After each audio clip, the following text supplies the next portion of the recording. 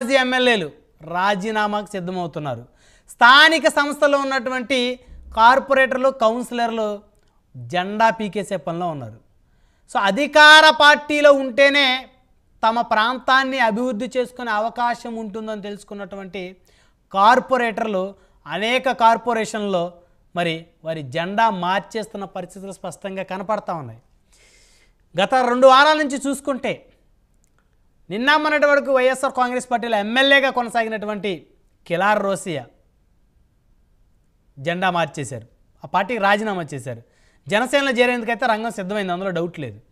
అదేవిధంగా మద్దాల గిరి పాపం 2019 ఎన్నికల్లో తెలుగుదేశం నుంచి గెలిచి వైకాపా అనుబంధ సభ్యుడిగా కొనసాగి చివరికి టికెట్ కూడా పొందలేకపోయినటువంటి మద్దాల గిరి ఆయన కూడా రాజీనామా చేశారు.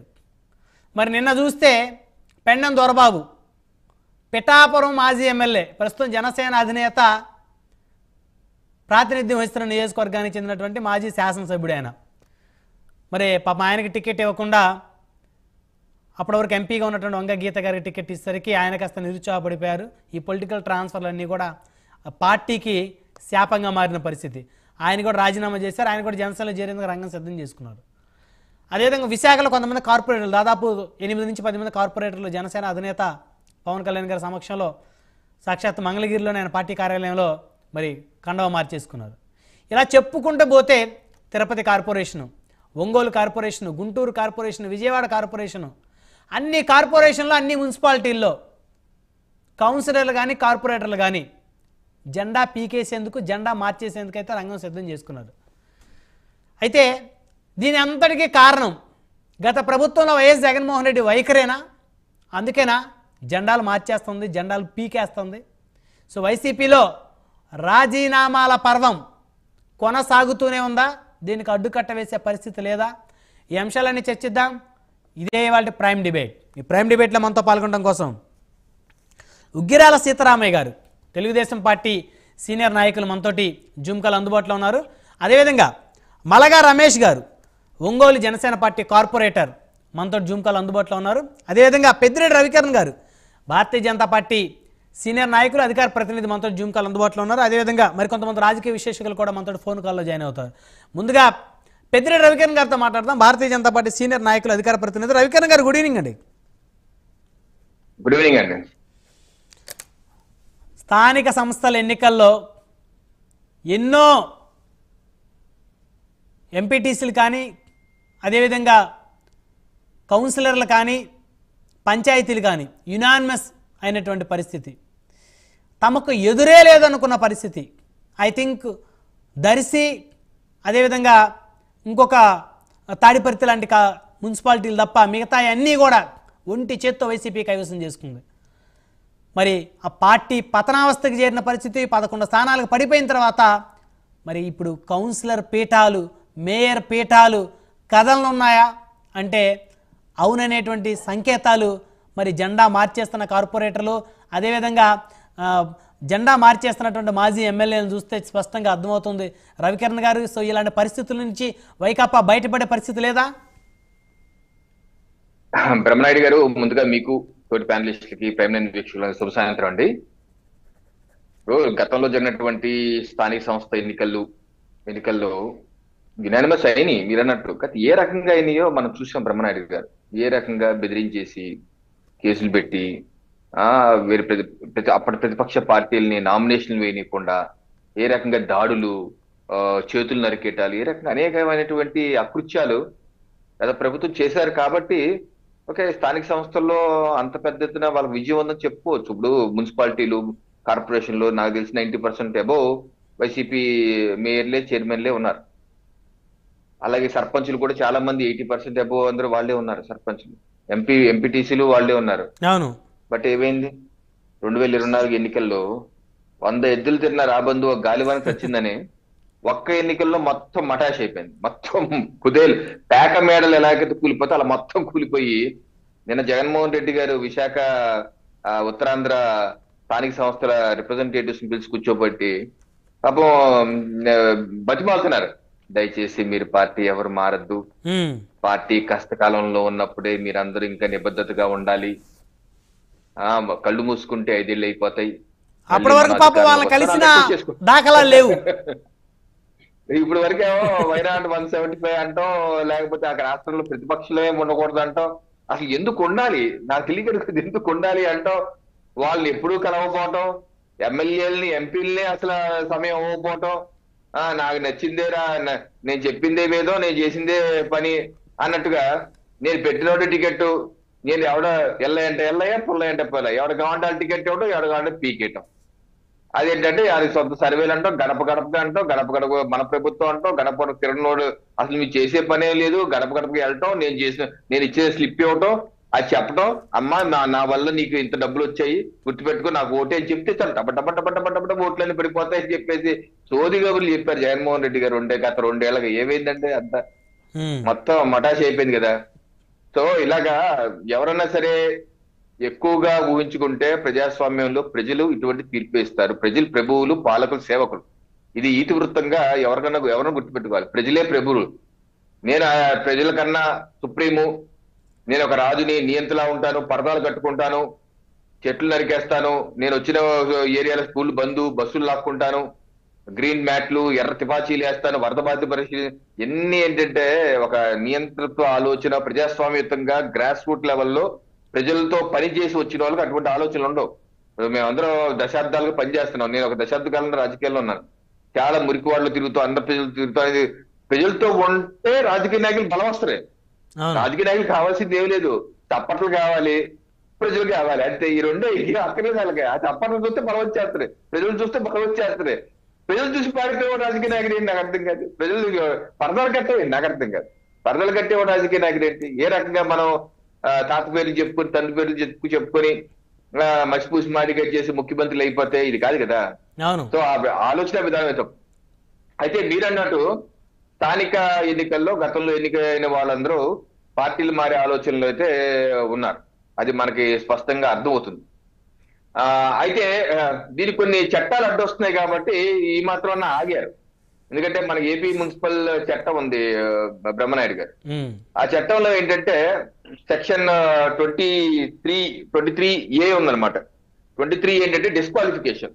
ఎవరన్నా సరే పార్టీకి రాజీనామా చేస్తే, ఎన్నికైనటువంటి కౌన్సిలర్ కానీ మేయర్ కానీ పార్టీకి రాజీనామా చేస్తే వెంటనే అతను డిస్క్వాలిఫై అయిపోతాడు. లేకపోతే పార్టీ ఇచ్చిన ఆదేశాలకి విరుద్ధంగా ఏదైనా ఓటు చేసినా డిస్క్వాలిఫై అయిపోతాడు. అయితే దీనిలో సెక్షన్ 23B ఉంది. ఒక group not less than 1/3 of the members, 1/3 of members తక్కువ కాకుండా ఒక గ్రూప్ గా వచ్చి బయటకు వచ్చేసి ఆ పార్టీకి రాజీనామా చేస్తే వాళ్ళ మీద డిస్క్వాలిఫికేషన్ పడదు, వాళ్ళని డిస్క్వాలిఫై చేయరు. లేకపోతే ఇంకోటి ఉంది సెక్షన్ 23C, 2/3 కన్నా, ఇందాక చెప్పింది 1/3 తక్కువ కాకుండా వస్తే you can be treated as a separate group. మీరు సపరేట్ గ్రూప్ గా ట్రీట్ చేస్తారు, ఉండొచ్చు. 2/3 కన్నా ఎక్కువ వస్తే వాళ్ళు వెళ్ళి వేరే పార్టీతో మెర్జ్ అవ్వచ్చు. అలా చేసినప్పుడు కూడా డిస్క్వాలిఫై అవ్వరు. అంటే ఆ పార్టీ సింబల్ మీద గెలిచిన వాళ్ళలో 50%, 2/3 పార్టీ సింబల్ మీద గెలిచిన వాళ్ళు, ఒక పార్టీ సింబల్ మీద గెలిచిన వాళ్ళు 2/3 మెంబర్. అంటే ఇప్పుడు 50 మంది ఉన్నారు అనుకోండి, జనరల్ కార్పొరేషన్ అని 50 ఉంటాయి, 2/3 అంటే 34 మంది. 34 మంది కనుక గుప్తంగా వచ్చేస్తే వాళ్ళు వాళ్ళు నచ్చిన పార్టీలో మెర్జ్ అయిపోవచ్చు, అప్పుడు డిస్క్వాలిఫై అవ్వరు. సో ఇది డిస్క్వాలిఫికేషన్ మీద కొన్ని మార్గదర్శకాలు ఉన్నాయి. అలాగే మేయర్ ని ఎన్నుకోవాలి అంటే, ఒకసారి మేయర్ ఎన్నిక అయిపోయినాక, ఒక మేయర్ డిప్యూటీ మేయర్ ఎన్నుకున్నాక, చైర్మన్ వైస్ చైర్మన్ ఎన్నుకున్నాక 4 ఏళ్ల వరకు అవిశ్వాస తీర్మానం పెట్టాలి లేదు. చట్టం ఏం చెప్తుందంటే, no notice of motion under this section shall be made within 4 years of the day of assumption of office by the person against whom the motion is sought. ఎవరి మీద అయితే అవిశ్వాస తీర్మానం పెడుతున్నావో ఆ యొక్క వ్యక్తి 4 ఏళ్లు పూర్తయ్యేంత వరకు నువ్వు అవిశ్వాస తీర్మానం పెట్టాకి లేదు అని చట్టం ఉంది. ఇప్పుడు మనకి మన రాష్ట్రంలో అన్ని స్థానిక సంస్థల ఎన్నికలు అన్ని మార్చి 2029లో అయింది. కొన్ని అయితే బహుశా నెల్లూరు అనుకుంటా, అది నవంబర్ లోనే ఎప్పుడు అయ్యింది. మెజారిటీ అన్ని ఏప్రిల్ మే 2021లో అయినాయి. అంటే 4 ఏళ్ళు పూర్తవ్వాలి మేయర్ డిప్యూటీ మేయర్ మారాలంటే. అంటే ఏంటి 2025 వరకు వెయిట్ చేయాలి.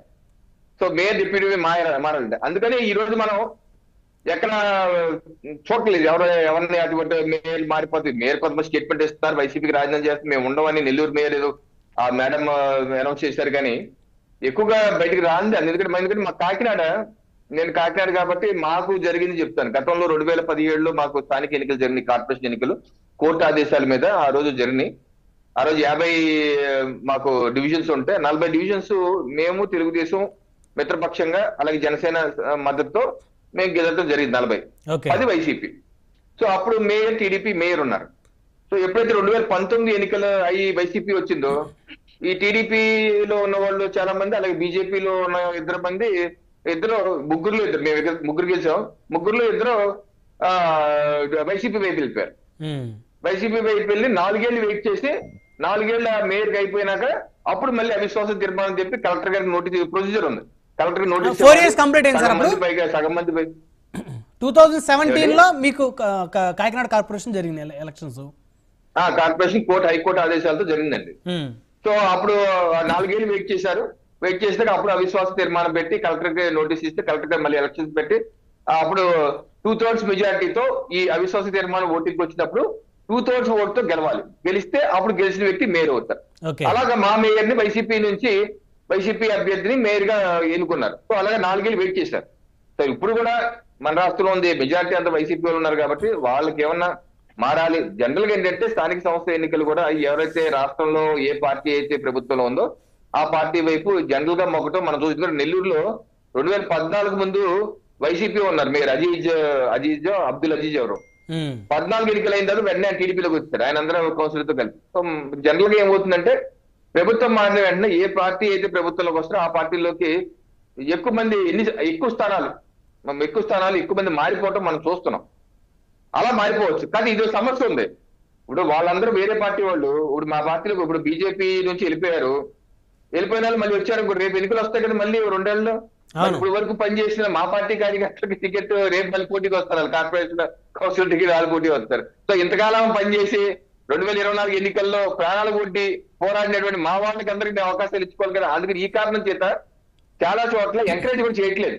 అంటే కమిట్మెంట్ వితౌట్ కమిట్మెంట్స్, ఎలాంటి కమిట్మెంట్ లేకుండా పార్టీలోకి ఆహ్వానిస్తారు. 1.5 సంవత్సరం 2 సంవత్సరాలు 3 సంవత్సరాలు పీరియడ్ ఉన్నంత వరకు ప్రభుత్వం సపోర్ట్ తోటి స్థానికంగా ఉండేటువంటి డెవలప్మెంట్స్ సమస్యలు తీర్చుకోవడానికి ఉపయోగపడుతుంది. అంతే అంతవరకు ఇస్తారు. కమిట్మెంట్ అయితే ఇవ్వడానికి ఇప్పుడు ఇటీవల వెళ్ళిపోయిందని చెప్పిన కేసులో వెళ్ళిపోయిన మా బీజేపీ కార్పొరేటర్ మళ్ళీ ఈ మధ్య జాయిన్ అయితే మేము కమిట్మెంట్ ఇవ్వలేదు. నువ్వు నచ్చితే ఓకే రా, అంతేగాని నీ కమిట్మెంట్ అయితే మేము ఇవ్వమని చెప్పేసాం. సో అలాగే అనమాట. అలాగా మనకున్న కార్యకర్తలకి ఎందుకంటే మన పోరాటం సింపుల్ పోరాటం కాదు కదా. 2024 ఎన్నికలకు ముందు ఎంత పోరాటాలు చేసామండి. జనసేన బీజేపీ టీడీపీ ఇంత పోరాటాలు చేసిన కార్యకర్తకి మళ్ళీ అదే వైఎస్ఆర్సీపీ వాళ్ళని తెచ్చుకొని మళ్ళీ వారి చేతికే పదవులు ఇచ్చి మరి ఇన్ని సంవత్సరాల పాటు దాదాపు ఇటు జనసేన 10 సంవత్సరాలు అధికారం లేకుండా తెలుగుదేశం 5 సంవత్సరాల అధికారం దూరంగా ఉండి ఈ కార్యకర్తలు మేము కార్పొరేటర్ అవ్వాలి, డిప్యూటీ మేయర్లు అవ్వాలనేటువంటి ఆశ ఉంటుంది. సో వీరి ఆశల మీద నీళ్లు జల్లేసి మళ్ళీ అదే వైఎస్ఆర్సీపీ వాళ్ళకి పదవులు ఇవ్వడం కూడా కరెక్ట్ కాదేమో. అంతే కదా. ఇప్పుడు పార్టీలు మారిపోయి పదవులు మేమే అనుభవిస్తాం. ఏ పార్టీ ఉన్న అధికారం నాదే అంటే ఉపయోగం ఏంటి? పార్టీ అధికారం ఉన్న అధికారం నాది అని ఒక వ్యక్తి ఫిక్స్ అయిపోయాడు అనుకోండి. అది స్థానిక సంస్థల్లో ఇప్పుడు ఎమ్మెల్యేలు ఎంపీలు అంటే 175 ఎమ్మెల్యేలు ఉన్నాయి కాబట్టి కొంత మనం అడ్జస్ట్ చేసుకుంటాం. పెద్ద ఆ 5 స్థల కోట్లలో వ్యవహారం కాబట్టి కొంత మనం వేట తగ్గుతాం. కానీ స్థానిక సంస్థ ఎన్నికల్లో కూడా కార్యకర్తకు అవకాశం ఇవ్వకపోతే అందుకే పనిచేసేది వేలాది మంది కార్యకర్తలు ఎందుకు పనిచేస్తారు? వాళ్ళకు కూడా ఆశలు ఉంటాయి కదా. ఆ రకంగా అనమాట. ఆ రకంగా ఫుల్ఫిల్ చేసుకునే కొంత ఆగింది. మళ్ళీ వస్తాను రవికిరణ్ గారు మీ దగ్గరికి. మనతో ఉగ్రాల సీతారాం గారు ఉన్నారు, తెలుగుదేశం పార్టీ సీనియర్ నాయకులు. సీతారామ గారు గుడ్ ఈవినింగ్ సార్.